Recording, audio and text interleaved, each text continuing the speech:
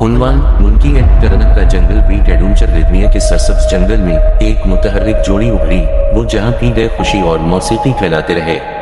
منکی سے ملو، ڈھول بجانے کا شوق رکھنے والے ایک زندہ بندر، اور کرنک ایک نرم ہاتھی جس میں ترہی بجانے کا ہنر ہے۔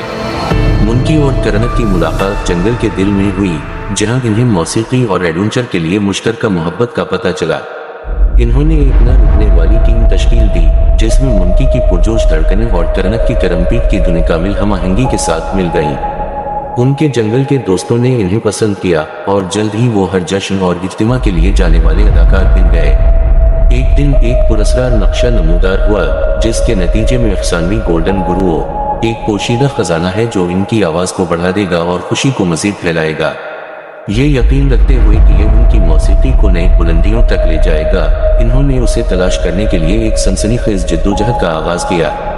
راستے میں ان کا سامنا ہوا راجا گنوں کے لیے ایک ذوق کے ساتھ ایک شاعرانہ خرگوش، جو ان کے ایڈونچر میں شامل ہوا اور ان کے گانوں میں اپنے شاعرانہ رابطے کو شامل کیا۔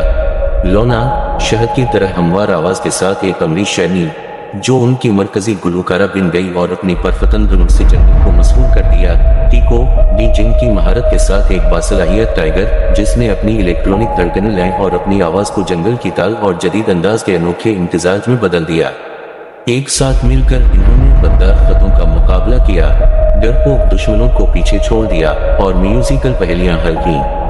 انہوں نے چھپے ہوئے آبشاروں، خفیہ غاروں اور یہاں تک کہ جنگل کی گہرائی میں چھپائے قدیم مندر بھی دریافت کیا۔ آخرکار کئی دنوں کے سفر کے بعد وہ گولڈن گروو پہنچے، ایک چمکتا ہوا میوزیکل کرسٹل جس نے ان کی آواز کو بڑھایا اور پورے جنگل میں خوشی پھیلائی۔